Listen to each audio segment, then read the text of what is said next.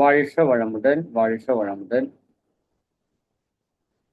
எல்லாம் வல்ல அருட்பேராற்றலையும் அதன் அனைத்து தன்மாற்ற நிலைகளையும் ஒரு சேர நினைந்து நன்றி உணர்வோடு வணங்கிக் கொள்வோம். ஆசான் அருட்தந்தை வேதாத்திரி மகரிஷி அவர்கள் உள்ளிட்ட அனைத்து ஞானியர்களையும் ஒரு சேர நினைந்து நன்றியுணர்வோடு வணங்கிக் கொள்வோம். குறிப்பாக எல்லாம் வல்ல இறையே காந்தமாக மலர்ச்சி பெற்று அந்த காந்த ஆற்றலே விண்முதல் பஞ்சபூதங்களாகி பஞ்சபூதங்களை ஒன்றிணைத்து அதுவே அண்ட சராசரங்களாக நட்சத்திரங்களாக கோள்களாக பிரபஞ்சமாக மலர்ச்சி பெற்று அதே காந்தம் பஞ்சபூத சேர்க்கையிலே ஓரறிவு முதல் ஆறறிவு உயிரினமாக மலர்ச்சி பெற்று மனித உடலிலே அதுவே தன்னை உணரக்கூடிய தன்மையோடு இருக்கின்ற அந்த காந்த ஆற்றலை இறை ஆற்றலை அந்த சக்தி நிலையை மனதார நினைந்து நன்றியுணர்வோடு வணங்கி அந்த ஆற்றலே நம்முள் பரிபூர்ணமாக நிறைந்து இந்த விளக்கத்தினை கொடுக்கட்டும் என்ற ஒரு சங்கல்பம் வேண்டுதலோடு இந்த நிகழ்வை துவங்குவோம். வாழ்க வளம், வாழ்க. மிக்க மகிழ்ச்சி. அது கொடுத்தாதான் சரியா இருக்கும் இல்லையா? சரி, நம்ம ஒரு 60 லைன் பார்த்த மாதிரி வச்சுக்குவோம். அதுக்கப்புறம் இருக்கிறத சிம்பிளா சொல்லிடுறேன். அப்புறம் எனக்கு தெரிய வந்ததுன்னா அப்படியே கண்டினியூ பண்ணலாம். முருகப்பெருமானை கந்த என்று சொல்லக்கூடிய காந்த ஆற்றலை குருவாக ஏற்று அந்த ஆற்றலை நமக்கு கவசமாக, கவசம்னா என்ன? காப்பு. மகிழ்ச்சி சொல்லுவாங்களா அருள் காப்பு, சரிங்களா? அது நம்ம அன்பர்கள் எல்லாருக்கும் தெரியும். எல்லாம் வல்ல இறை ஆற்றலையே நமக்கு காப்பாக அமைத்திருப்பதுதான் அருள் காப்பு. காப்பு கட்டுதல் நீங்க கேள்விப்பட்டிருக்கலாம், வலை காப்பு நீங்க கேள்விப்பட்டிருக்கலாம் இல்லையா? அதெல்லாம் காப்புகள், பாதுகாப்பு.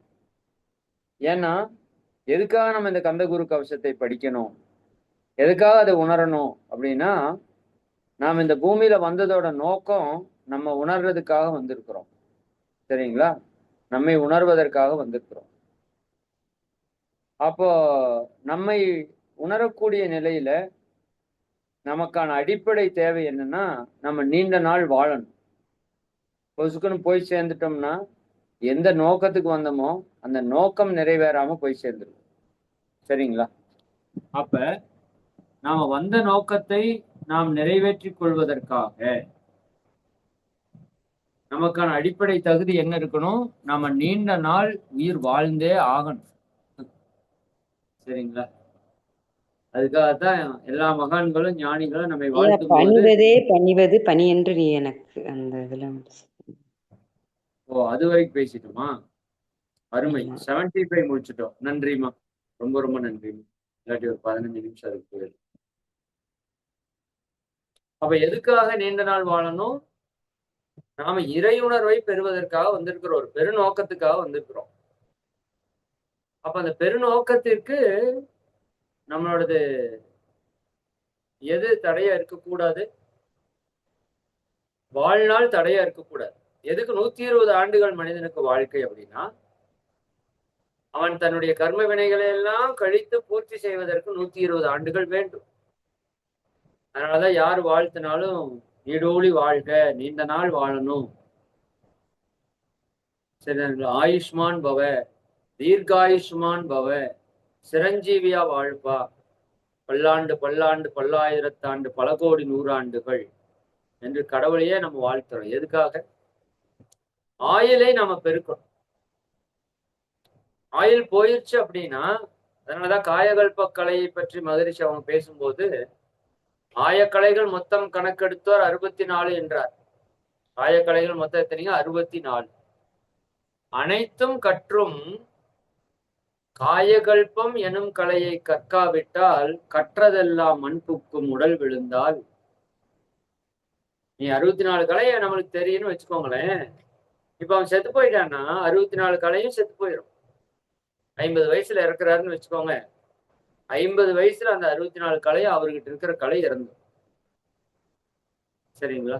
அதே அவர் 100 ஆண்டு காலம் இருக்கிறாருன்னா அந்த கலைகள் அனைத்தும் 50 ஆண்டு காலம் வாழும். அதுல எத்தனையோ மக்களுக்கு நன்மை செய்ய முடியும். அப்ப அந்த 50 கலையும் 50 ஆண்டுகள் எடுத்துட்டு போற கலைக்கு பேர் தான் காயகல்ப கலை.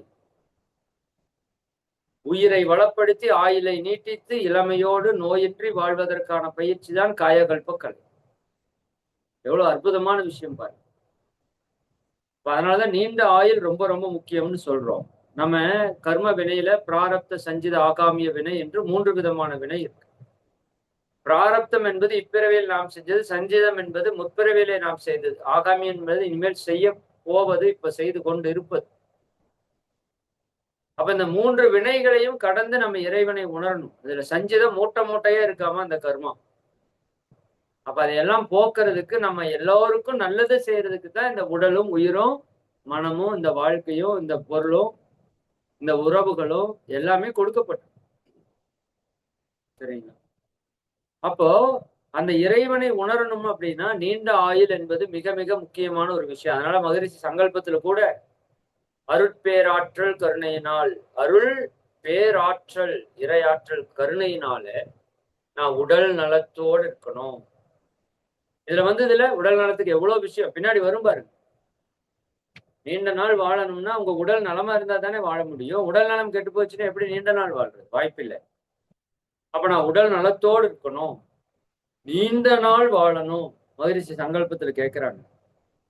சரிங்களா? நீ உடல் நலத்தோடு இருக்கணும். அதான் ஃபர்ஸ்ட் தகுதி. ஒரு மனிதன் மகிழ்ச்சியா வாழ்றதுக்கு, வந்த நோக்கத்தை நிறைவேற்றுவதற்கு முதல் தகுதி என்ன? அவன் உடல் நலத்தோடு. உடல் நலத்தோடு இருந்தா நீண்ட நாள் வாழ முடியும் நம்மால. உடல் ஆரோக்கியமா இருந்ததுன்னா நீண்ட நாள் வாழும். அப்போ உடல் ஆரோக்கியத்தோட நீண்ட நாள் வாழக்கூடிய ஒரு நபர் நிறைவான செல்வம் பெற வேண்டும், நிறைவான செல்வத்தோடு வாழ வேண்டும். வாழும்போது வாழ்க்கை மகிழ்ச்சியா நிறைவா வாழணும்னா செல்வ வளம் வேண்டும். அதற்கு அடுத்தது அந்த உடல் நலம் நீலாயுள் நிறை செல்வத்தை கொண்டு அவன் பிறருக்கு உதவி செய்து உயர் புகழை பெற வேண்டும். இது இருந்தாதான் அது வரும். உடல் நலம் இருந்தாதான் நீண்ட ஆயுள் வரும். உடல் நலம் நீண்ட ஆயுள் இருந்தாதான் நிறை செல்வத்தை பெற முடியும். இந்த 3ம் இருந்தால்தான் பிறருக்கு உதவி உயர் புகழை பெற முடியும். புண்ணியம், பிளஸ்ஸிங்ஸ், சரிங்களா, அதை பெற முடியும். இந்த 4ஐயும் பெறக்கூடிய ஒரு நபரால் தான் மெஞ்ஞானத்தை அடைய முடியும். இதுதான் அதற்கான வழி. சரிங்களா?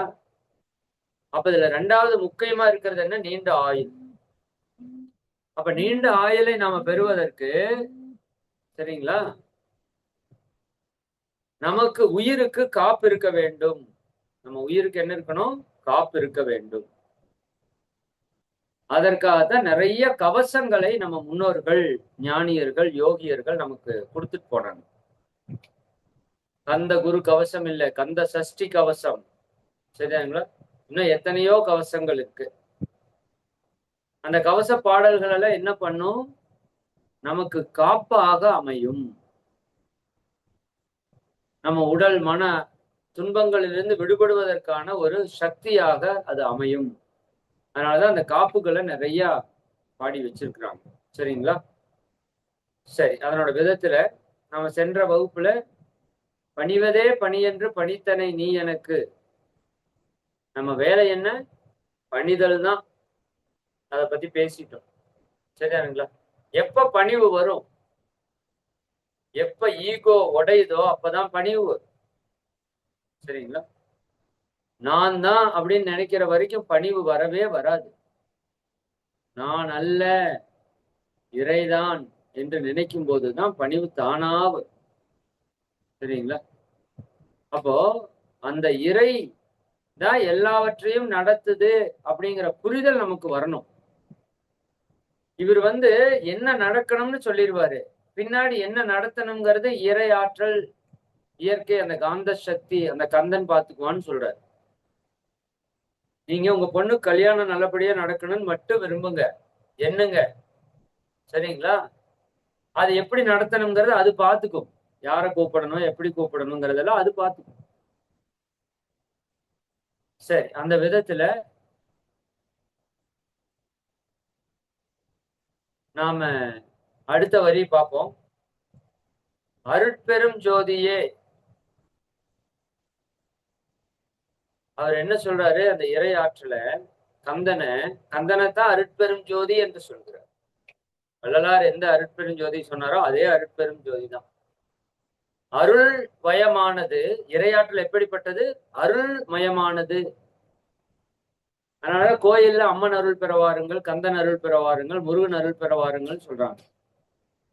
யாருமே கந்தனிடம் பணம் பெறவாருங்கள், சரிங்களா, சிவனிடம் முக்தி பெற வாருங்கள் அப்படியெல்லாம் சொல்றது இல்லை. அருள் என்பது இறை ஆற்றலுக்கான ஒரு பெயர்.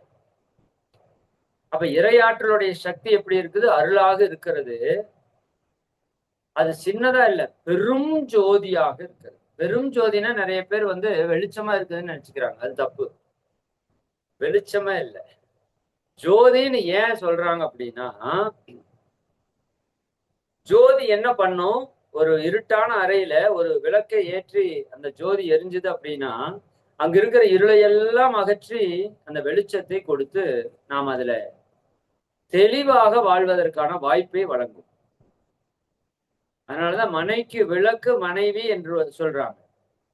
எப்படி ஒரு வீட்டுல எரியக்கூடிய விளக்கு அங்க இருக்கிற இருளை அகற்றி அந்த மனையை தெளிவுபடுத்துகிறதோ, வாழ்வதற்கான களமாக மாற்றுகிறதோ, அது போல ஒரு பெண் அங்க போனான்னா அங்க இருக்கிற அறியாமை என்ற இருளை அகற்றி அறிவு என்ற ஒளியை கொடுக்கும். இறையாற்றல் அதைத்தான் பண்ணுது நமக்கு. அறியாமை என்ற இருளிலிருந்து நம்மை அகற்றி அறிவு என்ற ஒளியை கொடுக்கிற அந்த தெய்வ நிலைக்குத்தான் அருட்பெரும் ஜோதி என்று வள்ளலார் பெயரிட்டார். அது எதுதான் அருட்பெரும் ஜோதி? இந்த காந்த ஆற்றல் தான், இறையாற்றல் தான் அருட்பெரும் ஜோதி. அந்த அருட்பெரும் ஜோதியே, இறைவா கந்தா எனக்கு என்ன கொடுப்ப? அன்பெனக்கு அருள்வாயே. என்ன கேட்கிறாரு? அன்பை எனக்கு அருள்வாயே என்று சொல்றாரு. நல்லா புரிஞ்சுக்கோங்க, இது மிக ஆழமான விஷயம். படர்ந்த அன்பினை நீ பரபிரம்மம் என்றனையே. எது பரபிரம்மம்? அன்பெனக்கு அருள்வாயேன்னு கேட்டாரு, சரிதானுங்களா? அதுக்கு அடுத்து சொல்றாரு, அன்பு கேட்டதுனால அன்பு என்பது இறைவனுடைய ஒரு மாபெரும் சக்தி இல்லையா? ஏன்னா இறைவனே எப்படி இருக்கிறான்னா அன்புமயமாகத்தான் இருக்கிறான். இறைவன் வேறு, அன்பு வேறு அல்ல. அன்புதான் இறைவன், இறைவன் தான் அன்பு. அதனாலதான் அந்த பாடல் உங்களுக்கு தெரியும். அன்பும் சிவமும் இரண்டென்பர் அறிவிலர். அறிவு இல்லாதவன் தான் அன்பு வேற சிவம் வேறன்னு சொல்லுவோம். அன்பே சிவமாவதை யாரும் அறிகிலர். யாருக்குமே தெரியாது. சிவம் சிவம்னு சொல்றிய, எது சிவம்னா அன்புதான் சிவம். அன்பே சிவமாவதை யாவரும் அறிந்த பின் அன்பே சிவமாய் அமர்ந்திருந்தார். சரிதான? எது இறை? அன்புதான் இறை. அப்ப இறையாற்றல் நம்மகிட்ட எப்படி வரணும்? அன்பின் வடிவமாக வர வேண்டும். எது அன்பு? சரிதானுங்க? எங்கெங்கு இருந்து உயிர் ஏதேது வேண்டினும் அங்கங்கு இருந்து அருள் அருட்பெரும் ஜோதி என்று வள்ளலார் அகவல்ல பாடுவார். எங்கெங்கு இருந்து உயிர் ஏதேது வேண்டினும் அங்கங்கு இருந்து அருள் அருட்பெரும் ஜோதி. ஒவ்வொரு உயிரும் அந்தந்த இடத்துல நின்று தன்னுடைய துன்பத்தை போக்கணும்னு வேண்டுச்சுன்னா அந்த இறையாற்றல் அங்க அப்படியே போய் உதவி செய்யுது. அப்ப எங்கெல்லாம் பிறர் துன்பம் போக்குற செயல் நடக்குதோ அதுக்கு பேர் தான் அன்பு. மகரிஷி அதை தெளிவா சொல்லியிருப்பாங்க. துன்பம் போக்கும் தூய நெறியே அன்பாம் அறமாம் அறிவின் உயர்வாம். அன்புக்கு நீங்க டவுட்டே பட வேண்டாம். எது அன்பு? என் கணவன் மனைவியிடம், என் குழந்தைகளிடம், என் பெற்றோரிடம், என் சகோதர சகோதரிகளிடம், என் நண்பர்களிடம் நான் அன்பு செலுத்துகிறேன்னு சொல்றேன். அப்போ ஒரே ஒரு கேள்வி கேட்டுக்கோங்க. அவங்க துன்பம் போக்குற செயல்ல நீங்க ஈடுபட்டீங்கன்னா நீங்க அன்பு செலுத்துறீங்கன்னு அர்த்தம். அவங்களை துன்பப்படுத்துற செயல்ல ஈடுபட்டோம்னா நம்ம அன்புக்கு எதிராக செயல்படுகிறோம் என்று. மெய்யுணர்வு மையத்துலதான் முழுக்க முழுக்க அவர் சிவசாமி ஐயா அவர்கள் அன்பு அன்பு அன்பை பற்றி தான் எடுத்துப்பாங்க. ரொம்ப ரொம்ப முக்கியமான கான்செப்ட் வந்து அன்பு. அப்ப அவர் என்ன சொல்றாரு, அருட்பெரும் ஜோதியை அன்பென கருள்வாயேன்னு சொல்றாரு. நம்மளாம் அன்பு மயமா மாறணும். அதற்கான வாய்ப்பு எங்க இருக்குது? இறை ஆற்றல் தான் அது கொடுக்கணும். இறை ஆற்றலே எப்படி இருக்கு? அன்பு மயமா இருக்குது. சரிங்களா? ஒரே நிமிடம்.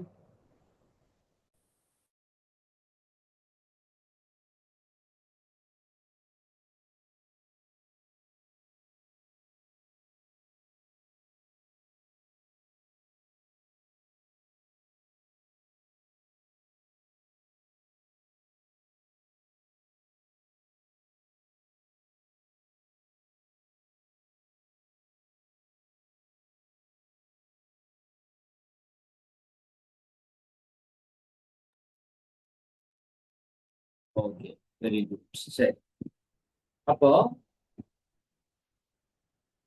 இந்த இறை ஆற்றல் எதை வந்து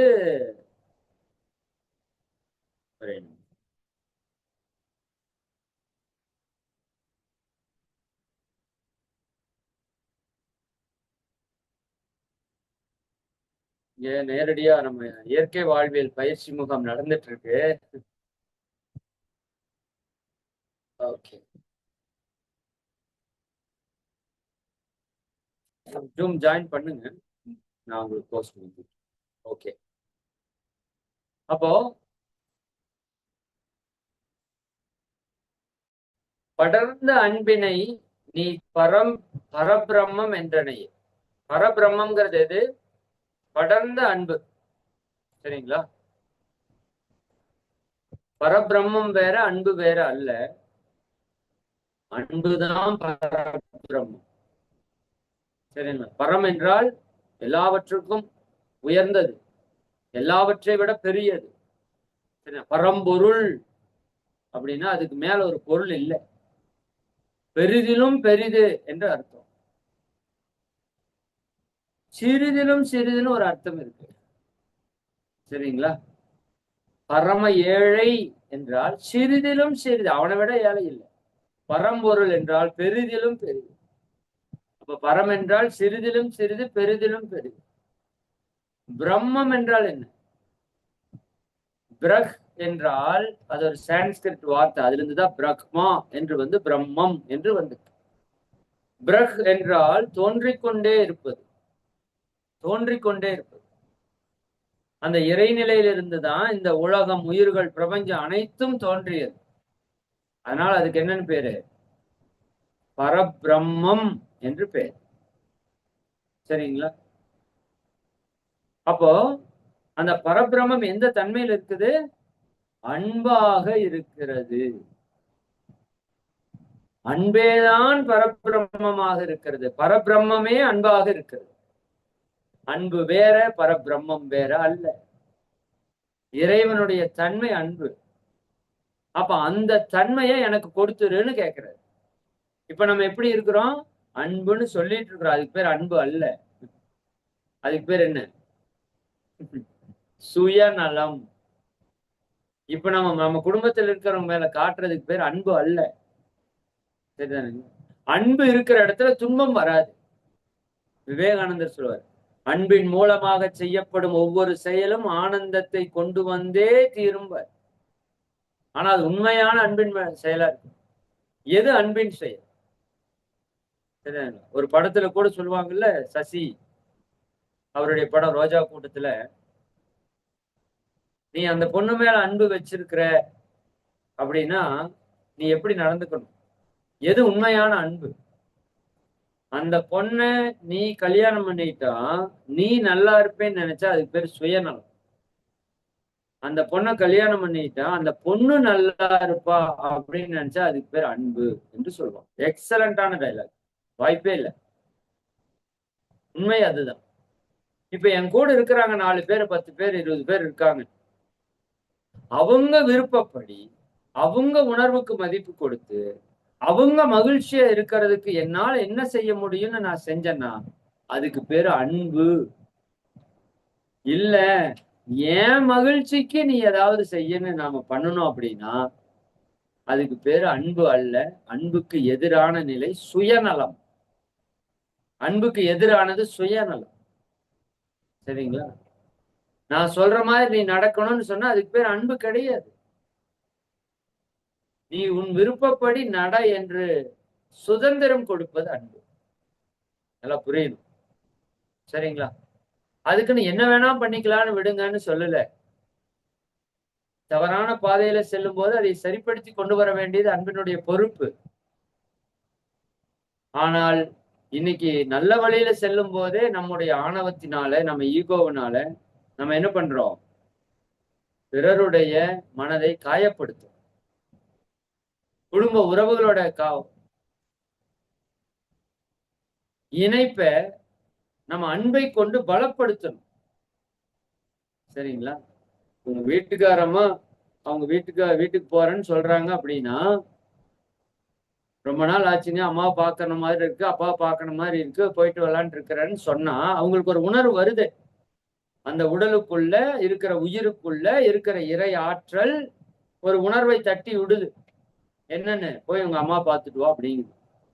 இரையாற்றல் தான் பண்ணுது. அவனின்றி ஓரளவும் அசையாதுங்கிறீங்க. அப்ப எனக்கு என்னமா வந்தது யார்? இரையாற்றல் தான். அப்ப அந்த அம்மா வீட்டுக்கு போலான்னு கேக்குது. உண்மையான கணவர், அன்பான கணவரா இருந்தா என்ன பண்ணுவார்? சரிம்மா போயிட்டு வா, பார்த்து போயிட்டு வா, போயிட்டு 2 நாள் இருந்துட்டு எல்லாத்தையும் பார்த்துட்டு வா, எல்லாரையும் கேட்டதா சொல்லு, எவ்வளவு பணம் வேணும், சரிதானா, நான் வேணா கொண்டாந்து விடட்டுமா, நீயே தனியா போயிடுவியா, எனக்கு இப்ப வேலை சொல்லு இருக்கு, இல்லாட்டி நானுமே வருவேன், இப்படி சொன்னா உங்க மேல அந்த அம்மாவுக்கு மதிப்பு எகிரும். எகிருமா இல்லையா? நிச்சயமா எகிரும். நாம என்ன பண்றோம்? அங்க எதுக்கு போற? எப்பதானே போயிட்டு வந்தேன், அங்க போயிட்டு வந்து டான்ஸ் ஆடுவேன், இதெல்லாம் எனக்கு தேவையா? அதெல்லாம் ஒண்ணும் போக வேண்டாம், கம்முனு அப்ப எப்பயாச்சும் ஃபங்க்ஷன் வந்தா போய்க்கலாம் அப்படின்னா அந்த அம்மாவோட உணர்வை நம்ம மதிக்கல. சரிங்களா? அப்ப உணர்வை நம்ம எங்க மதிக்கிறோமோ அங்க அன்பு பெருகும். எங்க உணர்வை மிதிக்கிறோமோ அங்க அன்பு சாகும். இப்ப நம்ம என்ன வேணும் நமக்கு? சரிதான், ஆளுக்கு கொஞ்ச நாள் வாழ போறோம், எப்ப போய் சேருவோம்னு தெரியாது. அப்ப ஒருத்தருக்கு ஒருத்தர் அன்பாக ஒத்து உதவி வாழணும். மத்தவங்க மேலெல்லாம் அன்பு செலுத்துறோம், ரோட்ல போறோம் வர்ற மேலெல்லாம் அன்பு செலுத்துறோம், சரிதானே, ஹெல்ப் பண்றோம். நமக்காக வாழக்கூடிய 4 பேருக்கு அன்பு செலுத்துறோமா? கேள்வி பாருங்க, கேட்டு பாருங்க. சரிங்களா? ஆண்களை மட்டும் நான் அப்ப சொல்லிட்டேன்னு நினைச்சுக்காதீங்க, பெண்கள் அதுக்கு மேல இருக்கீங்க. சரியா? அவங்க வீட்டுக்காரர் அவங்க அக்காவுக்கு ஏதாவது செய்யணும், அண்ணனுக்கு ஏதாவது செய்யணும், அம்மா அப்பாவுக்கு ஏதாவது செய்யணும், சரியா? அதுக்கு நீங்க விடணும். அதுதான் உண்மையான அன்பு. அன்பு அடுத்தவருடைய வாழ்க்கை சுதந்திரத்துல கை வைக்காது. அன்பு அவர்கள் வாழ்க்கை சுதந்திரத்துல வாழ்வதற்கு அதை அனுமதிக்கும். சரிங்களா? சரி, இது அன்பை பத்தி பேசினா அது அன்புக்கான வகுப்பா போயிடும். அப்ப அவர் என்ன கேட்கிறாரு? அருட்பெரும் ஜோதியே அன்பென கருள்வாயே, எனக்கு அன்பை மட்டும் கொடுத்துருப்பா, வேற ஒண்ணும் வேண்டாம். ஏன்? படர்ந்த அன்பினை நீ பரபிரமம் என்றனைய. படர்ந்த அன்பு, எல்லையற்ற அன்பை நீ பரபிரமம் சொன்னையப்பா. உலகெங்கும் உள்ளது ஒரு பொருள் அன்பேதான். போட்டார் பாரு, உலகெங்கும் உள்ளது ஒரு பொருள் அன்பேதான். இந்த உலகம் முழுக்க இருக்கிற ஒரே பொருள் என்னதான்? அன்புதான். அப்ப இந்த உலகத்துல நீர் இருக்கே, அன்பினுடைய வெளிப்பாடு. நம்ம தாகத்தை தீர்ப்பதற்கு இறைவனே நீராக வந்திருக்கிறான். எவ்வளவு பெருங்கருணை பாரு. அந்த நீரை சூரிய ஒளியா இருக்கிறது யார்? இறைவன் தான். சூரிய ஒளி இல்லாட்டி செத்துருவோம். காற்றாக இருப்பது யார்? இறைவனுடைய பேரன்பு. காற்றுல என்ன செத்துருவோம். மரங்களாக இருப்பது யாரு? இறைவனுடைய பேரன்பு. மரங்கள் இல்லாட்டி சாப்பாடு இல்லை, சாப்பாடு இல்லாட்டி உயிர் இல்லை. இந்த பூமியாக இருப்பது யாரு? இறையாற்றல் தான். என்ன பெருங்கருணை. 2026 நாம பிறக்கிறதுக்கு முன்னாடியே பல 1000 லட்சம் ஆண்டுகளுக்கு முன்னாடி மரத்தை உற்பத்தி செய்து அதுல ஆக்சிஜனை உற்பத்தி செய்து அதை பூமி முழுக்க நிரப்பி வச்சு இப்ப மதன்குமார் கூட இத்தனை பேர் 850 கோடி பேர் உட்கார்ந்து சுவாசிச்சுட்டு இருக்கிறோமே, யாரு கொடுத்தது சொல்லுங்க? வேலைக்கு உணவு வருது, யாரு கொடுத்தது? எவ்வளவு பெரும் கருணை இருக்கணும். கருணையே வடிவானவன் இறைவன். சரிங்களா? அப்ப உலகெங்கும் உள்ளது ஒரு பொருள் அன்பே தான். அன்பை தவிர ஒண்ணும் இல்லை. இறைவன் எங்க இருக்கிறான்? எங்கும் இருக்கிறான். எதுவா இருக்கிறான்? அனைத்துமாகவும் இருக்கிறான். என்ன செய்யறான்? எல்லாத்தையும் அவன் தான் செய்யறான். அவனின்றி ஓரணுவும் செய்ய. உலகெங்கும் உள்ளது ஒரு பொருள் அன்பே தான். நீ பார்க்கிற ஒவ்வொரு பொருளும் அன்புதான். இறைவனுடைய அன்புதான் செல்போனா வந்து இரையாற்றலே செல்போனா வந்து நமக்கு ஜூம் கிளாஸ் அட்டன் பண்ண வச்சுட்டு இருக்கு. இரையாற்றலே கரண்டா வந்து நமக்கு உதவி செய்யுது. இரையாற்றலே உடையாக வந்து என்னை பாதுகாக்கிறது. இரையாற்றலே வீடாக வந்து என்னை பராமரிக்கிறது, பாதுகாக்கிறது. உலகெங்கும் உள்ளது ஒரு பொருள் அன்பேதான். உள்ளுயிராகி இருப்பதும் அன்பென்பாய். உள்ளே உயிராகி இருப்பதும் அன்பென்பாய். வா, சான்ஸ். உங்க உடலுக்குள்ள உயிரா ஓடிட்டு இருக்குல்ல, இந்த உயிர் தான் இந்த உடலை தாங்கி இயக்கிட்டு இருக்கு. உயிர் போச்சுன்னா இது பாடி செத்துது. இவ்வளவு பெரிய அற்புதம் நடந்துட்டு இருக்க உடம்புல, இந்த உயிர் இல்லாட்டி என்ன ஆகும்? தூக்கி குப்பையில போட்டுருவீங்க, தீய வச்சு எரிச்சிருவீங்க, நாத்தம் முடிச்சு நாரி போயிடும். சரிங்களா? அப்போ உள்ளுயிராகி இருப்பதும் அன்பேதான். நல்லா புரியணும். அந்த அன்புதான், இறைதான், அந்த முருகன் தான், அந்த காந்தம் தான் உங்க உடலுக்குள்ள உயிராக இயங்கிக் கொண்டிருக்கிறது. ஊனுக்குள் நீ நின்று உலாவினரை காணாமல் நான் என்று இருந்து நலனிழந்தேன் பூரணம் சொல்லி யோசிச்சு பாருங்க. இந்த ஊனுக்குள் யார் இருக்கிறா? அந்த இறைவன் இருக்கிறா. கல்லா மரமா மட்டும்தான் அவன் வந்து நம்மளை காப்பாத்திட்டு இருக்கானா? காற்றா வந்து நீரா வந்துதான் காப்பாத்துறானா? உங்க ஹார்ட்டா வந்து அவன் காப்பாத்துல? நம்ம ஹார்ட்டை, இருதயத்தை இயக்கி அவன் காப்பாத்துல? சாப்பிடுற சாப்பாடு 7 தாதுவா மாத்தி சக்தியா மாத்தி காப்பாத்துல? காது கேக்குதே, யாரோட ஆற்றல்? இறைவனோட ஆற்றல். நம்மளால என்ன பண்ண முடியும்? ஒண்ணும் பண்ண முடியும். அப்ப உள் உயிர் ஆகி இருப்பதும் அன்பென்பாய். மகரிஷி அழகா சொல்லுவாங்க, எல்லாம் வல்ல தெய்வம் அது எங்கும் உள்ளது நீக்கமற, சொல்லால் மட்டும் நம்பாதே சுயமாய் சிந்தித்தே தெளிவாய். இது அப்படியே இந்த கந்த குரு கவச முருகத்தினோட கான்செப்ட்ல பேசுங்களேன். எல்லாம் வல்ல தெய்வம் அது எங்கும் உள்ளது நீக்கமற, சொல்லால் மட்டும் நம்பாதே. நான் சொல்றேனே நம்பாத, நீ சுயமா சிந்திச்சு பாரு. அதைத்தான் அவர் சொல்றாரு, உலகெங்கும் உள்ளது ஒரு பொருள் அன்பேதான். அடுத்தது சொல்றாரு பாருங்க, வல்லாய் உடலில் இயக்கம் அவன். இந்த உடல் இருக்குல்ல, சர்வ வல்லமை கொண்ட இறையாற்றல் உருவாக்கிய வல்லமை மிக்க உடல். வல்லாய் உடலில் இயக்கம் அவன். அவன் தான் இயக்கிட்டு இருக்கான். வாழ்வில் உயிரில் அறிவும் அவன். போட்டார் பாரு, உள்ளுயிராகி இருப்பதும் அன்பென்பாய். உயிர் பாருங்க, உள்ள ஓடி ஓடி உந்தி உந்தி உந்தி உந்தி ஓடி ஓடி நம்மளை இயக்கிட்டு இருக்கு. சரிங்களா? காயகல்பம் படித்தவர்களுக்கு தெரியும் உயிர் எப்படி வேலை செய்யுது. எப்படி கரண்ட் ஒயர்ல எலக்ட்ரான் ஓடி ஓடி நமக்கு வெளிச்சத்தை கொடுத்துட்டு இருக்குதோ, அப்படி நம்ம உடம்புக்குள்ள உயிர் ஓடி ஓடி நம்மளை காப்பாத்திட்டு இருக்கு. உயிர் ஓடுறது நிறுத்துச்சு, செத்துட்டோன்னு அர்த்தம். புரிஞ்சுதுங்களா? அப்ப உள் உயிராகி இருப்பதும் அன்பென்பாய். உயிராக இருப்பது இறைவன் தான், அன்புதான். அன்பே குமரன், அன்பே ஸ்கந்தன். நீ குமரன்னு சொல்றையே, அவன் வேறு அன்பு வேறு அல்ல. அன்புதான் குமரனாக இருக்கிறது, அன்புதான் ஸ்கந்தனாக இருக்கிறது, அன்புதான் காந்தமாக இருக்கிறது. அந்த காந்தம் தான் இந்த பிரபஞ்சத்தையே இயக்குகிறது. உன் உடலுக்குள்ள அதே காந்தம் தான் உடல் இயக்கமாக இருக்கிறது. அதே காந்தம் தான் உன் மன இயக்கமாக இருக்கிறது. அதே காந்தம் தான் அனைத்தையும் இயக்கி கொண்டிருக்கிறது. அப்ப இறைவனை தவிர, குமரனை தவிர வேற என்ன இருக்கு? யோசிச்சு பாருங்க. அன்பே ஓம் எனும் அருள் மந்திரம் என்றாய். இது ஒரு பெரிய டாபிக். அவர் ஒவ்வொரு வரியும் பேசுனதுக்கு நம்ம ஒவ்வொரு மணி நேரம் பேசணும். அப்படி எழுதி வச்சிருக்காரு. அவர் எழுதுனதில்லை, இறையாற்றல் அவர் மூலமாக கொடுத்து. ஞானிகள் இறைவனோட இணைப்பு பெற்றுட்டாங்கன்னா இறையாற்றல் அவங்களுக்குள்ள இறங்கிடும். சரிங்களா? அது எழுதுறது இதெல்லாம். அன்பே ஓம் என்னும் அருள் மந்திரம் என்றாய். ஓம் என்று சொல்லக்கூடியது பிரணவ மந்திரம். மந்திரங்களுக்கெல்லாம் மந்திரம் பிரணவ மந்திரம். அதனாலதான் இந்த ஓமை எல்லா மந்திரத்துக்கு முன்னாடியும் போட்டுருவாங்க. நமச்சிவாயக்கு முன்னாடியும் போட்டுருவார், நாராயணாயக்கு முன்னாடி போட்டுருவார், எல்லாத்துக்கு முன்னாடி. சரவண பவக்கு முன்னாடி ஓம். சரிங்களா? ஓம்னா என்ன அர்த்தம்? யாருக்கு தெரியும்? ஓம் ஓம்னு சொல்றோம்ல, பிரணவ மந்திரம்னு சொல்றோம்ல, அப்பனுக்கு பாடம் சொன்ன சுப்பன்னு சொல்றோம்ல. அதை பத்தி சுவாமிமலையை பத்தி நான் போன வகுப்புல ஏதாவது பேசின மாதிரி ஞாபகம் இருக்கு. நிறைய வகுப்பு எடுக்கிறதுனால எங்க எது பேசுறேன்னு தெரியும். அப்போ சரவண பவ, சரி அதுக்குள்ள போக வேண்டாம். அது 6 எழுத்து மந்திரம். பாட்டு அருமையான பாட்டு. சுட்ட திரு நீர் எடுத்து தொட்ட கையில் வேல் எடுத்து தோகை மயில் மீதமர்ந்த சுந்தரம். பாட்டு ரொம்ப அருமையான பாட்டு. இது திடீர்னு ஞாபகம் வந்துருச்சு. சரிங்களா? ரொம்ப ரொம்ப உணர்வுபூர்வமான பாடு.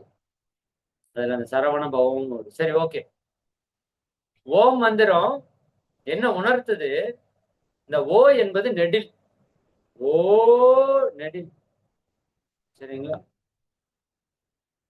எல்லாம் வல்ல இறை ஆற்றல் எப்படி இயக்கமா இருக்குது, அதுல என்ன நடக்குது அப்படின்னு பல்வேறு விதமா விளக்கி ஞானிகள் சொன்னாங்க. அது அப்படியே குறுக்கி குறுக்கி குறுக்கி குறுக்கி பல்வேறு விஷயங்களா சொல்லி வந்தப்ப ஒரே ஒரு எழுத்துல அதை சொல்லி முடிக்கணும். ஒரே ஒரு வார்த்தையில சொல்லி முடிக்கணும் அப்படின்னா அந்த வார்த்தை தான் ஓம். ஓம்னா என்னன்னா, இப்போ ஓ தொடங்குது.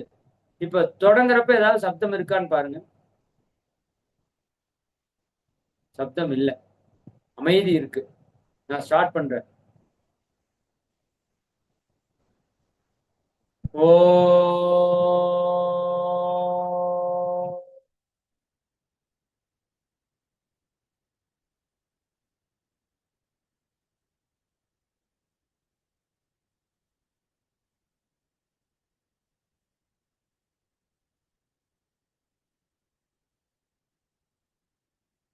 ரைட். என்ன புரிஞ்சுது? அமைதியில தொடங்கியது, எழுச்சி பெற்றது, உச்ச நிலைக்கு சென்றது. ஓக்கு மேல சப்தம் இல்லை. சரிங்களா? ஓ நெடில், அதுக்கு மேல சப்தம் இல்லை. சரிங்களா? அப்ப அது ஓங்கி உயர்ந்து நின்றது. அது அப்படியே இறங்கியது இறங்கியது, இம்மானது, அடங்கியது அடங்கியது, கடைசி என்ன ஆயிடுச்சு? அமைதியாயிடுச்சு. அப்ப ஓம்ங்கிற மந்திரத்துல ஃபர்ஸ்ட் ஓவை எடுக்கணும்னு சொல்லுவாங்க.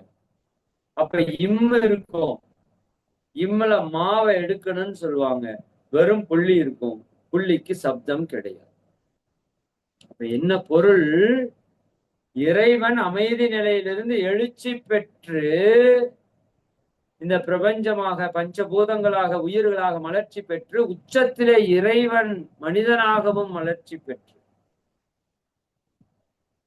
அந்த மனிதனாக வளர்ச்சி பெற்ற நிலையிலே அவன் மீண்டும் இறைத்தன்மையோடு அமைதி நிலையாக மாறுகிறான். அப்ப இறையாற்றலே இந்த பிரபஞ்சமாக உலகமாக வளர்ச்சி பெற்று மீண்டும் அது இறையாக மாறிக்கொண்டிருக்கிற தத்துவம் தான் ஓம் என்ற பிரணவ மந்திரம். இது இந்த அளவுக்கு இறையாற்றல் தான் இத்தனையும் சிறப்பா செயல்படுதுன்னு இறையாற்றலுக்கே தெரியாது. இதுதான் பியூட்டி. ஒரு சித்தர் பாடுவார்ல, சுட்ட சட்டி அறியுமோ கரிச்சுவை. சரிதானுங்களா?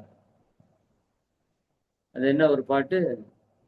நட்ட கல்லும் பேசுமோ நாதனுள் இருக்கையில் சுட்ட சட்டி சட்டுவம் கரிச்சுவை அறியுமோ அப்படிம்பாரு. சரிதானே? நட்ட கல்லு பேசுமா நாதன் உள் இருக்கையில். சரியா? அப்ப அவர் என்ன சொல்றாரு? இறைவனா இருந்தாலும் சிவனா இருந்தாலும் சிவனுக்கே பிரணவத்தினோட மீனிங் தெரியாது.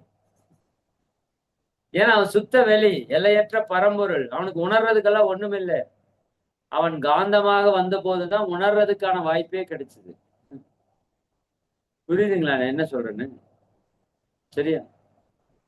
அதாவது தண்ணீருக்கு தான் தண்ணீர் என்று தெரியாது. தான் தான் தண்ணியை கொடுத்து நம்மளை எல்லாம் காப்பாத்துறேன்னு தண்ணிக்கு தெரியுமா? காத்துக்கு தெரியுமா? அதுதான் நம்ம உயிரை காப்பாத்திட்டு இருக்குன்னு காத்துக்கு தெரியுமா? நிலத்துக்கு தெரியுமா? அதான் நான் தன்னை தூக்கிட்டு இருக்கிறேன்னு தெரியுமா? தெரியாது. ஏன் மரத்துக்கு கூட தெரியாது, அதுதான் நம்மளுக்கு ஆக்சிஜன் கொடுத்து காப்பாத்திட்டு இருக்கு. அப்ப இது எல்லாத்துக்கும் இருக்கிற மூலமா இருக்கிற இறைவனுக்கு தெரியாது நான் தான் இத்தனையா இருக்கிறேன்னு. யாருக்குத்தான் தெரியும்? காந்தமாக இருக்கிற கந்தனுக்குத்தான் தெரியும். சரிங்களா? அப்ப அந்த கந்தன், அந்த காந்தன், சரிங்களா, அவன் தான் நம்ம மனசாவும் இருக்கிறான். மனம்ங்கிறது என்ன? காந்தம். மனம்ங்கிறது என்ன? காந்தம். காந்தம் தான் மனசு. மனம் எனும் புதினமது ஜீவகாந்த அலைதான். உளவியலின் தந்தை. உளவியல் கேள்விப்பட்டிருக்கீங்களா? மனோ தத்துவம். உலகத்தின் மனோ தத்துவத்தினுடைய தந்தை சிக்மண்ட் ஃப்ராய்டு. அவரு கூட மனசுக்கு இப்படி ஒரு தெளிவான விளக்கத்தை கொடுக்கல. நீங்க படிச்சு பாருங்க. மனதிற்கு ஆயிரக்கணக்கான விளக்கங்களை கொடுத்திருக்காங்க. மகரிஷி மாதிரி ஒரு விளக்கத்தை இவருக்கு யாரு கொடுக்கும்? மனம் எனும் புதினமது ஜீவகாந்த அலைதான்.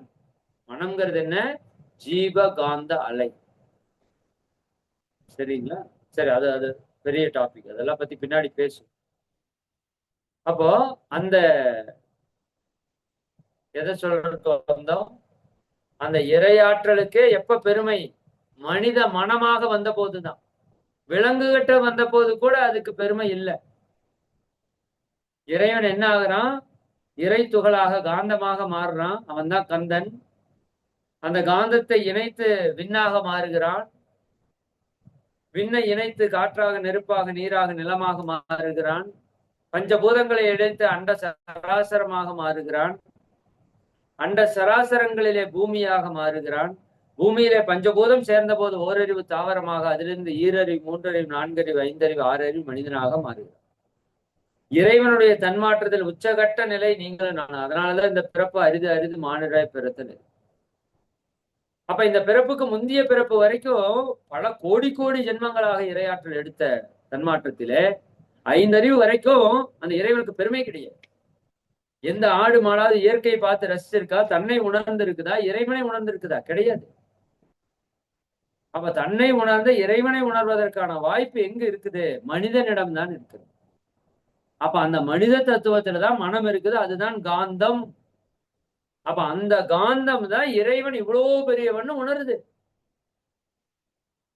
அப்ப இறைவனுக்கே பெருமை சேர்த்தது யாருதான்? மனுஷன்தான். நல்லா புரிஞ்சுக்கோங்க. மனுஷன் இல்லாட்டி இறைவனையா யாரு கும்பிடுவா? யாரு போற்றுவா? யாரு நன்றி செலுத்துவா? யாரு வணங்குவா? வாய்ப்பில்லை. இறைவனுக்கான பெருமையே மனிதனால் தான். நல்லா புரிஞ்சுக்கணும். அப்போ அந்த மனித நிலையில் இருக்கிற மனம் தான் காந்தமாக இருக்கிறது. காந்தம் வந்தால்தான் கடவுளை அறிய முடியும். அதான் பிரணவ மந்திரத்தினுடைய விளக்கம். அன்பே ஓமெனும் அருள் மந்திரம் என்றாய். இறையாற்றலை கொடுக்கிற மந்திரம். ஓம்கார தியானம்னு நம்மளது ஒரு தியானம் நடத்தியிருக்கோம். போட்டு செக் பண்ணுங்க. சரிங்களா? ஓம் பத்தி பேசினா இன்னைக்கு சப்ஜெக்ட் முடிஞ்சிருமா? அது பேச முடியாது. நீங்க ஓம்கார தியானம்னு ஒண்ணு நடத்தியிருக்கோம். ஓம் என்ற அந்த அருள் மந்திரம், பிரணவ மந்திரம், பிரபஞ்ச சக்தியை ஈர்க்கும் மந்திரம், நம் கர்மவினை எல்லாம் போக்கும் மந்திரம், உங்க உடல்ல இருக்கிற நோய்களை போக்கி சக்கரங்களை சரியாக இயங்கச் செய்து பிரபஞ்ச ஆற்றலை பரிபூர்ணமாக பெறக்கூடிய ஒரு அற்புதமான மந்திரம் ஓம் எனும் மந்திரம். பல ஜென்மங்களுடைய கர்ம வினைகளையும் போக்கக்கூடிய ஆற்றல் அந்த மந்திரத்துக்கு இருக்கு. எதிர்மறை சக்திகளை விளக்கக்கூடிய ஆற்றல் அந்த மந்திரத்துக்கு இருக்கு.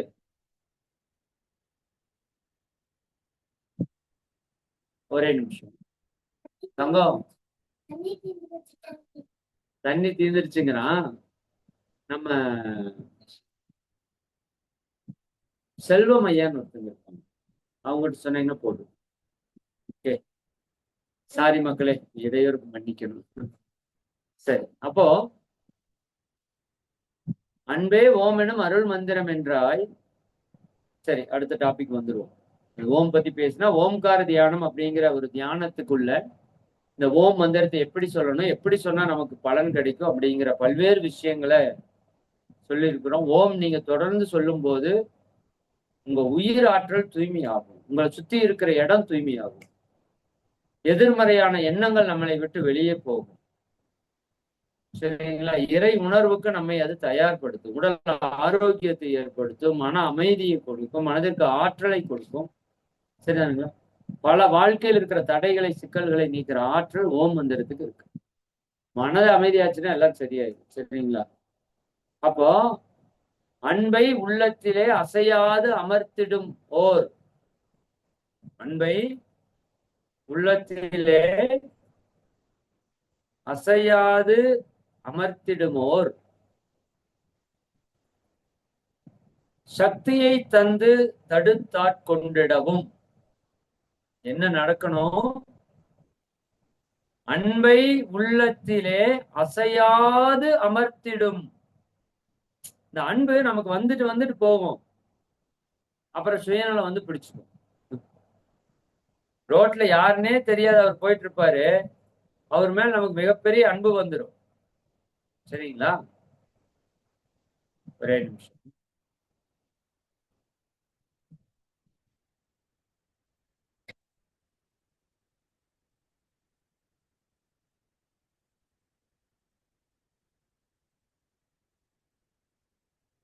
அன்பு நமக்கு ரெகுலரா நம்ம காட்டுறோமான்னு யோசிச்சு பாருங்க. ரெகுலரா நம்ம காட்ட மாட்டோம். கொஞ்ச நேரம் அன்பு காட்டுவோம், அப்புறம் அவ்வளவுதான். அவர் என்ன சொல்றாரு? அன்பு எனக்கு கொஞ்ச நேரம் மட்டும் வந்தா பத்தாது சாமி, அன்பை என் உள்ளத்திலே நீ எப்படி நிறுத்தணும்? அசையாது அமர்த்தணும். சரிங்களா? அசையாது அதை அமர்த்தணும். அப்ப அன்பு இருந்தா நீங்க யாரா இருப்பா, நான் யாரா இருப்போம்? அன்பு இருந்தா நீங்கள் நானும் இறைவனாயிருப்போம். அவ்வளவுதான், வேலை முடிஞ்சது. அதுக்கு மேல என்ன வேண்டும்? ஒன்றும் வேண்டாம், அது பார்த்துக்கலாம். சரி, மகான்கள் ஞானிகள் தனக்குன்னு எதையும் பண்றதில்லை, அன்பு வடிவமா இருக்காங்க, அவங்களுக்கு தேவையானதெல்லாம் இயற்கை பார்த்து.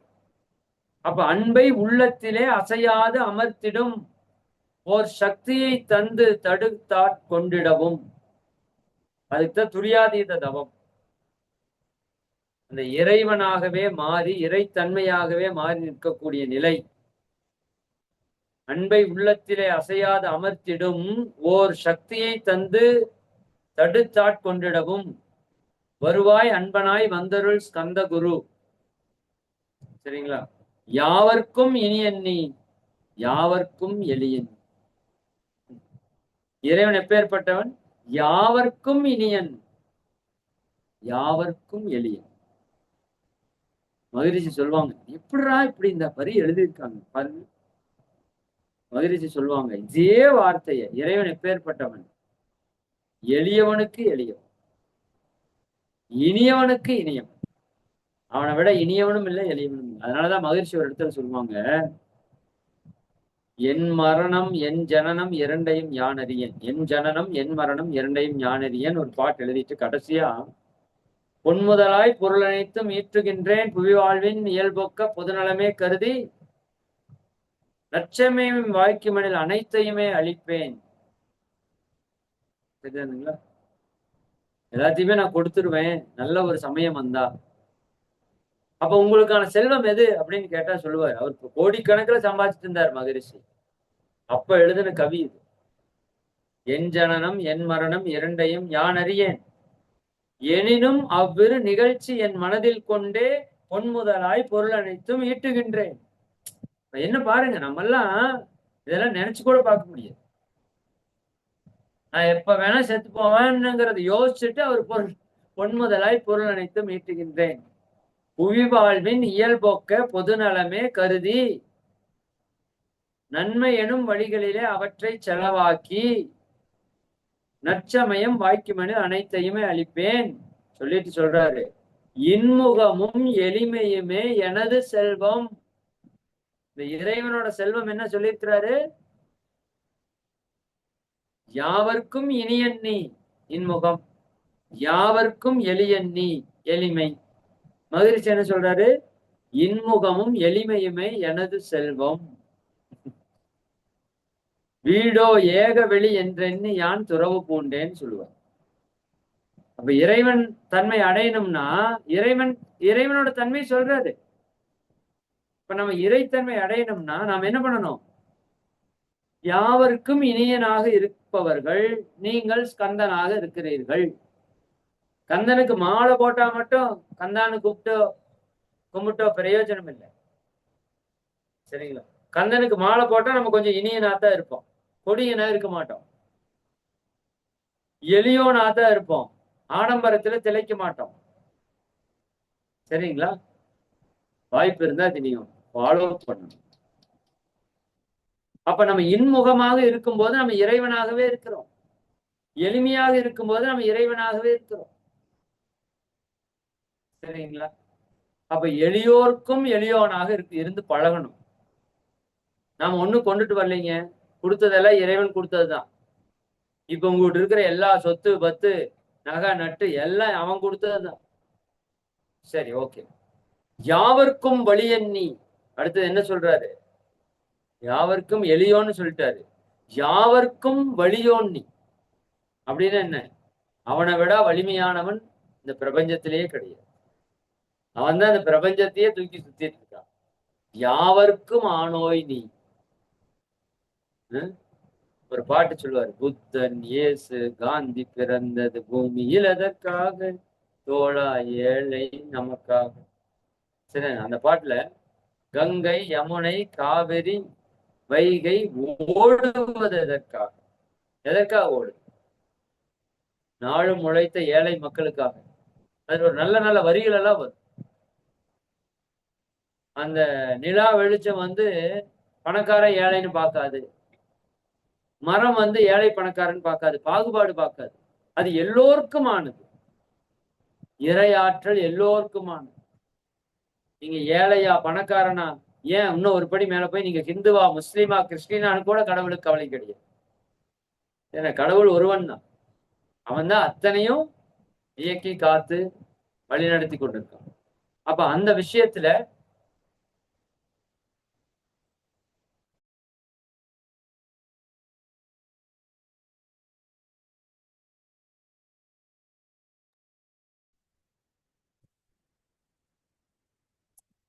இல்ல உற்சாகமா கேக்குறீங்களா? டைம் ஆயிடுச்சா? ஓகே ஐயா. அன்பர்கள் ஸ்ட்ரென்த் 10 பேர் தான் குறைஞ்சிருக்காங்க ஐயா. 258 இருந்துச்சு, 45 இருக்காங்க ஐயா. Okay okay. யூடியூப்ல வேற 30 பேர் இருக்காங்க ஐயா. ஓகே ஓகேம்மா. சரி, கொஞ்ச நேரம் பேசுவோம். 200 வரைக்கும் பேசுவோம், அதுக்கப்புறம் ஸ்டாப் பண்ணி. சரியா? இப்ப யாவருக்கு நான் ரொம்ப நேரம் பேசல இந்த தடவை, ரொம்ப தத்துவமா பேசிட்டு இருக்கேன். நேரா வரிகளுக்குள்ள போவோம். யாவருக்கும் வழியன்னி, இறைவன் எப்பேற்பட்டவன்? யாவருக்கும் வழியன், யாவருக்கும் ஆனோயினி. அவன் உனக்கு எனக்கு இல்லப்பா, எல்லாருக்கும். ஜீசஸ் எல்லோருக்குமானவர், நபிகள் எல்லோருக்குமானவர், வேதாத்திரி மகிழ்ச்சி எல்லோருக்குமானவர், வள்ளலார் எல்லோருக்குமானவர். புரியுதா உங்களுக்கு? புத்தர் எல்லோருக்குமானவர், புத்த மதத்துக்கானவர் அல்ல. பைபிள் எல்லோருக்குமானது, குரான் எல்லோருக்குமானது, தம்மபதம் எல்லோருக்குமானது, வேதங்கள் பகவத்கீதை எல்லோருக்குமானது, மகாபாரதம் உலக மக்களுக்கானது, இந்துக்களுக்கானது அல்ல. புரியுதா? இந்துக்கள் அதை ஃபாலோ பண்றாங்க, பிடிச்சிருக்காங்க, படிச்சிருக்கிறாங்க. பட் அது எழுதப்பட்டது உலக உயிர்கள் அனைத்திற்குமாக. குரானை இறையாற்றல் இறக்கியது உலக மக்களுக்காக. அப்ப இறைவன் எல்லோருக்குமானவன், யாவருக்கும் ஆனோயினி. உனக்கொரு கோயிலை எந்த நகத்துள்ளே புனைவேனே. எங்க புனைவாரமா? உனக்கொரு கோயிலை என் நகத்துள்ளே புனைவேனே. டெய்லியும் கோயிலுக்கு போக வேண்டிய அவசியம் இல்லை, ஆனா கோயிலுக்கு போனா ரொம்ப ரொம்ப நல்லது. அது ஒரு பெரிய டாபிக். ஒரு நாளைக்கு ஒரு முறையாவது பக்கத்தால் இருக்கிற ஏதோ பெரிய கோயிலுக்கு போயிட்டு வந்தீங்கன்னா அவ்வளவு நன்மைகள். குறுகிய காலத்துல அதிகபட்ச நன்மைகளை வாரி வழங்கக்கூடிய தன்மை கோவில்களுக்கு உண்டு.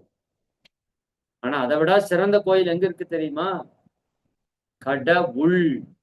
கடவுள் உள் கடந்து செல், அங்கதான் இருக்கான் இறைவன். அங்க கட்டணும் அவனுக்கு ஒரு கோயில. இந்த மனசு இருக்கு பாருங்க, உள்ளம் பெரும் கோயில். சரிங்களா? இந்த மனசுதான். உனக்கொரு கோயிலை என் அகத்துள்ளே புனைவேனே. என் அகத்துல கட்டுறப்பா கோயில. அப்ப இங்கிருந்து கெட்ட எண்ணம் வருமா? கெட்ட சொல் வருமா?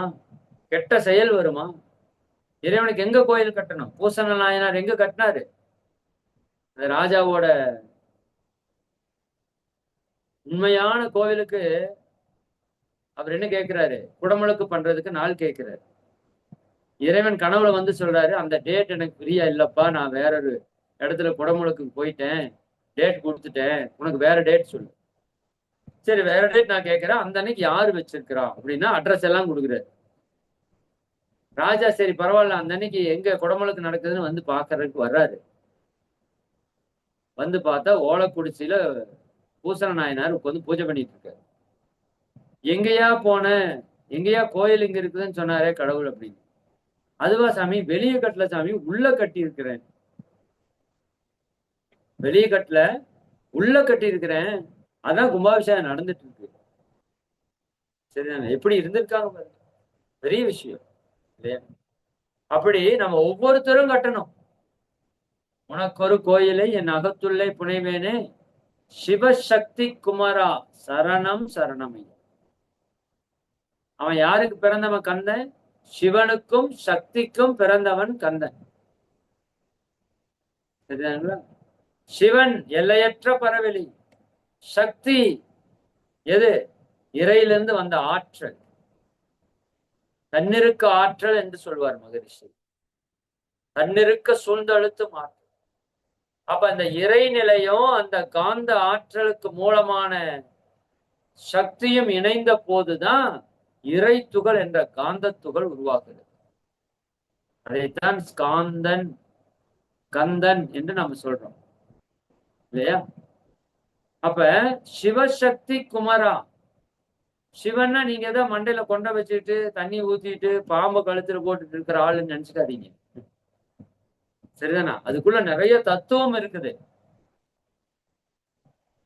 அவர் மண்டை மேல இருக்கிற கொண்டை, அதுல இருக்கிற கங்கை, அதுல இருந்து வர்ற தண்ணி, அவர் வச்சிருக்கிற சூழாயுதம், அவர் சுத்தி இருக்கிற பாம்பு, அவர் வச்சிருக்கிற நெற்றியில இருக்கிற பட்டையில இருந்து வேல்ல இருக்கிறது அத்தனைக்கும், அவர் அணிந்து இருக்கிற திருநீர்ல இருந்து, அணிந்திருக்கிற ருத்ராட்சத்துல இருந்து, அணிந்திருக்கிற புலி தோல்ல இருந்து, அவர் படுத்திருக்கிற சுடுகாடு வரைக்கும் எல்லாம் தத்துவம்.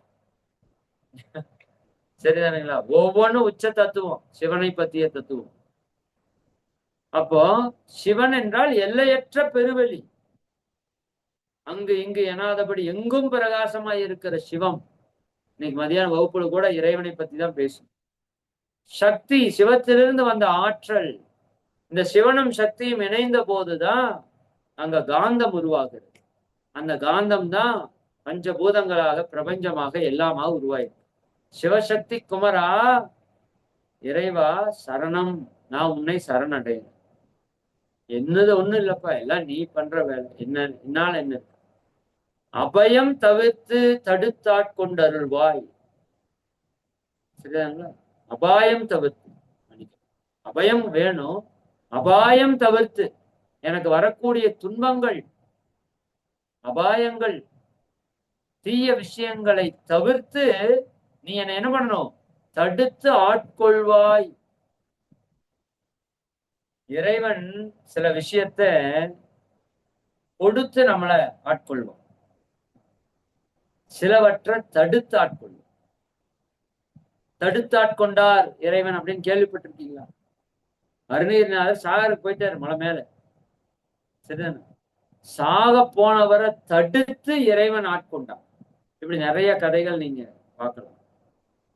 அப்படி இறைவன் என்ன பண்ணணும்? எனக்கு வரக்கூடிய அபாயங்கள், துன்பங்கள், பிரச்சனைகளை எல்லாம் தவிர்த்து நீ என்னை தடுத்து ஆட்கொண்டு அருள்வாய். நிழல், வெயில், நீர், நெருப்பு, மண், காற்று, வானதிலும் எதுலெல்லாம் அபாயம் தவிர்க்கணும்னு சொல்றாரு பாருங்க. எதுலெல்லாம் எனக்கு வரக்கூடிய இன்னல்களை நீ தடுக்கணும்? நிழல், வெயில், நீர், நெருப்பு, மண், காற்று, வான். சரிங்களா? பஞ்சபூத சக்திகள். இதுதான் மகரிஷி பஞ்சபூத நவகிர தவத்துல சொல்வார். மண்ணினாலும் மண்ணிலிருந்தும், நீரினாலும் நீரிலிருந்தும், நெருப்பினாலும் நெருப்பிலிருந்தும், காற்றினாலும் காற்றிலிருந்தும், விண்ணினாலும் விண்ணிலிருந்தும், பஞ்சபூதங்களினாலும் பஞ்சபூதங்களிலிருந்தும், இரவும் பகலும் எல்லா நேரங்களிலும் எல்லா இடங்களிலும் எல்லா தொழில்களிலும் காப்பு பெறும். இவ்வளவு பெரிய விஷயம் பாத்தீங்களா? ஒரு வரியில முடிச்சிட்டாரு பாருங்க. பஞ்சபூத தவத்தை ஒரு வரியில எழுதிட்டாரு. இந்த பஞ்சபூத சக்திகள்ல தான் உங்களுக்கு துன்பம் வரணும். துன்பம் வந்தா வேற எதுல வரும்? பஞ்சபூதத்துலதான் வரும். மனுஷன் துன்பம் கொடுத்தா கூட மனுஷன் எதனால ஆனவங்க? பஞ்சபூதத்தால் ஆனவங்க. நாம் எதனால ஆனவங்க? பஞ்சபூதத்தால் ஆனவங்க. பிரபஞ்சம் முழுக்க என்ன? பஞ்சபூதம் தான். அப்ப பிரச்சனைன்னு வந்து இது பஞ்சபூதத்துலதான் வரணும். புரியுதுங்களா? அப்ப அந்த பஞ்சபூதத்திலிருந்து எனக்கு வரக்கூடிய இன்னல்களை காப்பாற்றணும். சரிங்களா? பகைமையை அகற்றி அபயம் அளித்திடுவீர். இங்கதான் அபயம் வருது. அங்க அபாயம், இங்க அபயம். அபயம்னா இறைவன் நம்மை காப்பாத்தணும். பகைமையை அகற்றி அபயம் அளித்திடுவீர். பகைமை இருக்கா இல்லையா? நம்ம மேல எத்தனை பகைமை இருக்கு? நம்ம செய்த கர்ம வினைகளுக்கு இல்லையா? அப்ப யாரிடத்திலும் எனக்கு பகைமை இருக்கக்கூடாது. அதைத்தான் மகரிஷி வாழ்த்து சொல்றார். வாழ்த்துங்க. இன்னல் புரிவோர், எதிரிகளாக நினைப்போர் எவரேனும் இருந்தால் அவர்களும் மனம் திருந்தி நல்வாழ் பெறவும் அவர்கள் நம் கர்ம வினைகளை எல்லாம் போக்கியதற்காக நன்றியுணர்வோடும் வாழ்த்து. எதிரிகளை கூட வாழ்த்தி வாழ்த்தி நண்பனாக்க முடியும் மகிழ்ச்சி சொல். அதைத்தான் அவர் என்ன சொல்றாரு? பகைமையை அகற்றி. பகைமை இருந்தா தானே துன்பம் வரும். அப்ப பகைமையை அகற்றிட்டா அவ்வளவுதான், துன்பத்துக்கு வாய்ப்பு இல்லை. அந்த அபயத்தை நீ எனக்கு அருள்வாய். உணர்விலே ஒன்று என்னை நிர்மலமாக்கிடுவாய். நிர்மலம். மலம் என்றால் நம்ம போற மலம் அல்ல, அதுவும் மலம்தான். இன்னொரு மலம் இருக்கு ஆன்மீகத்திலே, மும்மலம் என்று சொல்வார்கள். ஆணவம், கண்மம், மாயை, மும்மலங்கள். ஏன் நமக்கு இவ்வளவு துன்பம் வருதுன்னா நம்ம கிட்ட மும்மலங்கள் இருக்குது. சரி, எப்படி மனித உடலிலே மலம் இருந்தால் அந்த உடலிலே நோய் உருவாகிறதோ அப்படி நம்மிடம் இருக்கிற மும்மலங்கள், ஆணவம் தான் என்ற அதிகாரம், தனது என்ற பொருள்பட்டு. கண்மம், நான் முன்னர் சொன்னது போல சஞ்சித பிராரப்த ஆகாமிய கர்ம வினைகள். மாயை, மயக்க நிலை, உண்மை எது பொய் எது என்று அறியாமல், நான் யார் என்று அறியாமல், இந்த இறைவன், இயற்கை, பிரபஞ்சம் என்னவென்று அறியாமல், என்ன செய்ய வேண்டும் என்று அறியாமல், அறியாமையில் மயக்கத்திலே வாழ்ந்து கொண்டிருக்கிற நிலை. புலன் மயக்கத்திலே, பொருள் மயக்கத்திலே இந்த உலகம் ஓடிட்டு இருக்குல்ல, இந்த மூன்று தான் மலங்கள், மும்மலங்கள். அவர் என்ன கேட்கிறாரு? உணர்விலே ஒன்றி என்னை நிர்மலமாக்கிடுவாய். மலம், மும்மலம், தீமை.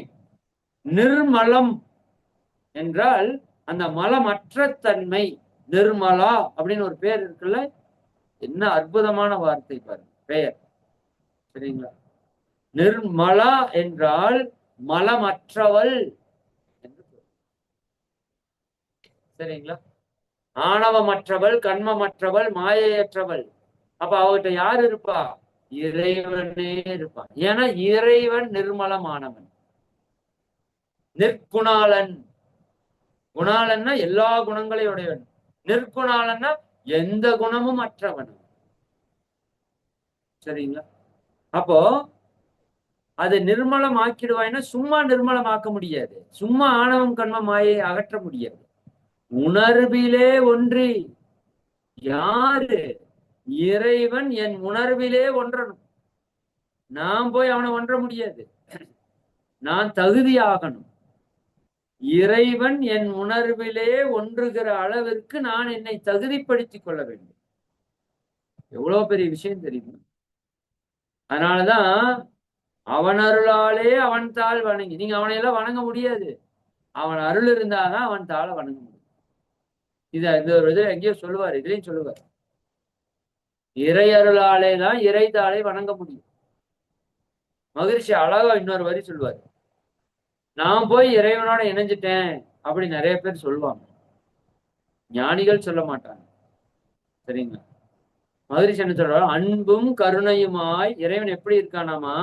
அன்பும் கருணையுமாய் அகண்ட வெளியில் இருக்கிறான். கண்ட வெளியாக, இந்த பிரபஞ்சத்தையே காத்து கொண்டிருக்கிற வெளியாக. அன்பும் கருணையுமாய் அகண்ட வெளியிலுள்ளாய் என் மனதை விரித்து இணைத்து கொண்டாய் உன்னுள்ள. இவருதான் மனசை விரிச்சு போய் இறைவனோட இணைகிறாரு. ஆனா என்ன சொல்றாரு? நான் என் மனசை விரிச்சு இணைஞ்சேன்னு சொல்லல. அந்த இறையாற்றல் தான் எனக்குள்ள வந்து என் மனதை விரித்து அதனோடு இணைத்து கொண்டேன். என் மனதை விரித்து இணைத்து கொண்டாய் உன்னுள்ளே. அப்ப என்ன ஆச்சு? கண்ம வினைகள் எல்லாம் கழிந்தன உணர்கின்றேன். இந்த மும்மலம் சொன்னோம்ல, அதான் கண்ம வினை. கண்ம வினைகள் எல்லாம் கழிந்தன உணர்கின்றேன். எப்போ? நாம இறைவனோடு இணையும் இறை உணர்வை பெறும்போது. அதைத்தான் சொல்றாரு, உணர்விலே என்னுடைய உணர்விலே இறைவா நீ ஒன்றி. என்னுடைய உணர்வு ஒண்ணு இருக்கு, இறைவனுடைய உணர்வு ஒண்ணு இருக்கு.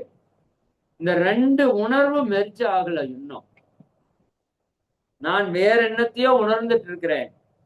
இறை உணர்வு என்று ஒன்று இருக்கிறது. அப்ப அந்த இறை உணர்வு என் உணர்வாக மாறணும். அப்ப என்ன பண்ணணும்?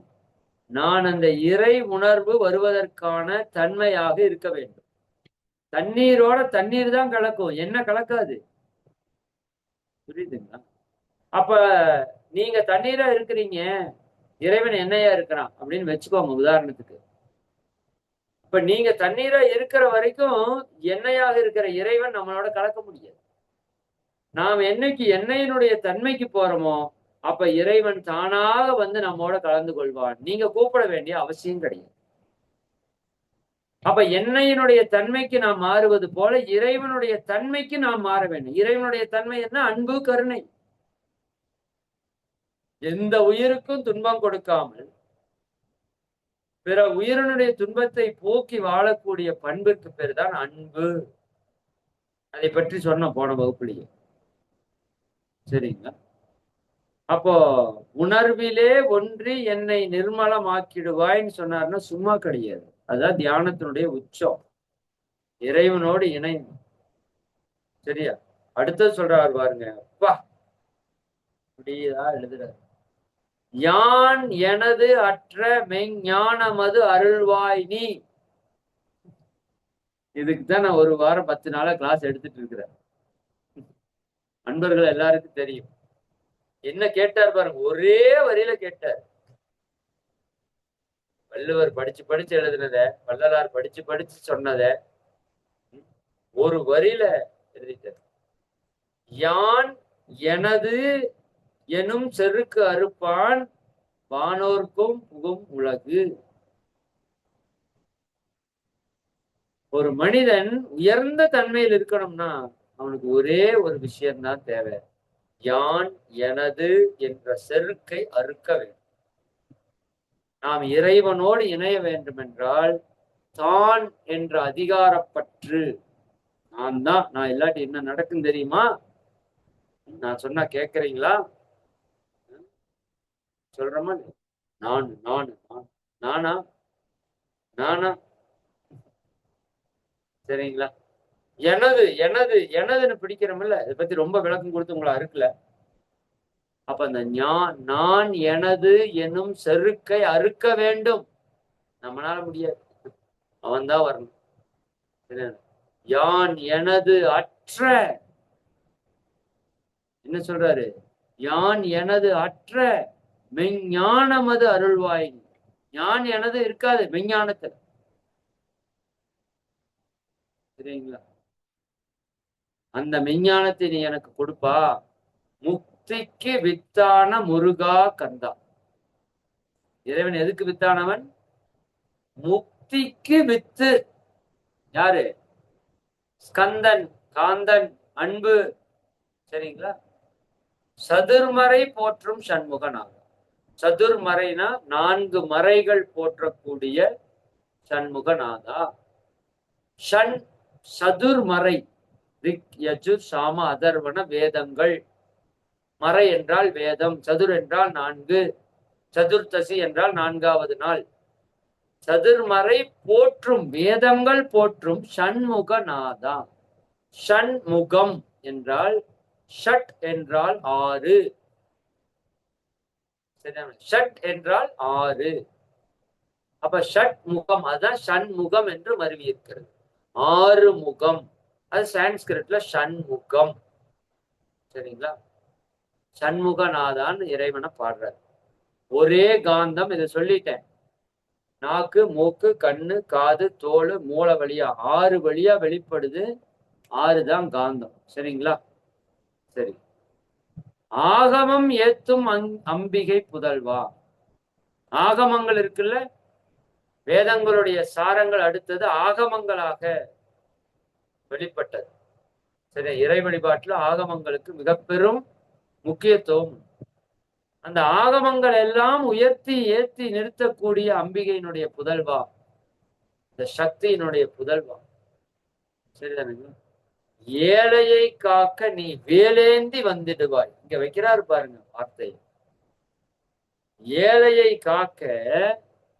சரிதானுங்க? நாமெல்லாம் யாரு? பிச்சை பாத்திரம் ஏந்தி வந்தேன் ஐயனே ஐயனேங்கிற மாதிரி நாமெல்லாம் பிச்சைக்காரனுங்க. சரிதானுங்களா? இறைவன் போட்ட பிச்சையில ஏதாவது வண்டி ஓடிட்டு இருக்கு. ஆனா எல்லா லொல்லு பண்றோம். இப்ப கனெக்ஷன் புடிங்கி விட்டானா அப்படியே படுத்துக்க வேண்டியதுதான். கொண்டு போய் வச்சிருவாங்க 2 மணி நேரத்துல. சரியா? என்ன டான்ஸுங்கிறீங்க? ஏழையை காக்க நான் யாரு? ஏழை. ஏழை. சரிதானுங்களா? ஞானிகள் அப்படித்தான் இருப்பாங்க. ஏழையை காக்க நீ எதை ஏந்தி வரணும்? வேலேந்தி வந்துடுவாய். வேல் எதனுடைய அடையாளம் சொல்லியிருக்கேன், சொல்லுங்க பாப்போம். வேல் எதனுடைய அடையாளம்? ஆழ்ந்த, அகன்ற, கூர்ந்த அறிவின் அடையாளம். அருமைமா. எதன் அடையாளம்? அறிவின் அடையாளம். சரி, அறிவு எப்படி இருக்கணும்? ஆழ்ந்து இருக்க வேண்டும், அகன்று இருக்க வேண்டும், கூர்ந்து இருக்க வேண்டும். நம்ம அறிவு எப்படி இருக்கணும்? ஆழ்ந்த அறிவாக இருக்க வேண்டும், அகன்று விரிந்த சிந்தனையோடு இருக்க வேண்டும். நுட்பமான நுண்மான் நுழைபுலன் அறிவு என்று சொல்லக்கூடிய நுணுகிய நிலையில் இருக்கிறது. தான் அறிவுக்கான அடையாளம். அந்த அறிவு வந்தாதான் நம்ம நல்லா வாழ முடியும். அதனாலதான் மகிழ்ச்சி அறிவு திருக்கோவில் கட்டி வச்சாங்க. சரிங்களா? தாயாய் தந்தையாய் முருகா தக்கணம் நீ வருவாய். தாயாய் வந்தது யாருதான்? இறைவன் தான். தந்தையாய் வந்தது யாருதான்? இறைவன் தான். இறைவன் தான் எல்லாமா இருக்கிறான். அப்ப நம்ம அம்மாவா இருக்கிறது, அப்பாவா இருக்கிறது யாரு? இறைவன் தான். அப்ப இறைவனை எங்க போய் வணங்கணும்? அம்மா அப்பாவை வணங்கணும். தாயாய் தந்தையாய் முருகா தக்கணம் நீ வருவாய், சக்தியும் சிவனுமாய் சடுதியில் நீ வருவாய். சடுதின்னு என்ன தெரியுமா? நொடி பொழுதுல. சரியா? லேட்டெல்லாம் பண்ணக்கூடாதுப்பா. சரியா? ஓகே, 220 ஆயிடுச்சு, மணி 8 ஆயிடுச்சு. போதுன்னு நினைக்கிறேன் இல்லையா? சரி, 100 வரியோட நிறுத்திடுவோம். அப்புறம் அடுத்தது பார்த்துக்குவோம். சரிங்களா? சக்தியும் சிவனுமாய் சடுதியில் நீ வருவாய். உடனடியா வரணுமாமா அவருக்கு. லேட் எல்லாம் பண்ணக்கூடாது. சரிதானா? பரம்பொருளான பாலனே ஸ்கந்த குரு. பரம்பொருளான பாலன். சரிங்களா? இதுதான் இந்த தத்துவம் உணர்த்துது. இது எத்தனை வரி பாடலு? 100 வரி வந்திருக்கிறோம். பா நம்ம அது 445 வரி இருக்கு. சரி, அடுத்த வகுப்புல இன்னொரு 100 வரியை கவர் பண்றதுக்கு முயற்சி பண்ணும். சரிங்களா? அப்புறம் 200 ஆச்சு, 300 ஆச்சு, 400 ஆச்சு. எப்படி இருந்தாலும் இன்னொரு 4 வகுப்பு நடக்கும். ஏன்னா இதுக்குள்ள பெரிய பெரிய விஷயத்தெல்லாம் பேசி வச்சிருக்காரு. அதெல்லாம் கேட்கணும். நீங்க ஒரு முறையாவது இதை கேட்டீங்கன்னா போதும். அப்புறம் அந்த வரி வர்றப்போவெல்லாம் இந்த விஷயம் இருக்கு இல்லையா, அது உங்களுக்குள்ள பூந்து வேலை செய்யறதுக்காக. இந்த விளக்கத்தோட நீங்க அதை கேட்டு பாருங்க, ஞானம் தானா வரும். சரிங்களா? அது பின்னாடி மந்திரம் எல்லாம் சொல்லி வச்சிருக்காரு. இதை பத்தி எல்லாம் பார்ப்போம். சரியா? ஓகே, மிக மகிழ்ச்சி. அனைவருக்கும் நன்றி. ரொம்ப ரொம்ப சந்தோஷம்.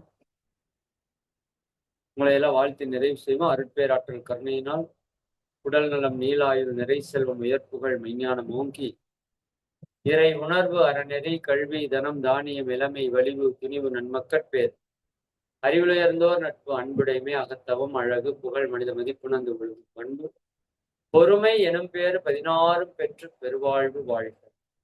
வாழ்க வளம், வாழ்க வளம், வாழ்க வளம். மிக்க மகிழ்ச்சி. அனைவருக்கும் நன்றி. நண்பர்களுக்கு ஒரு முக்கிய அறிவிப்பு மட்டும்.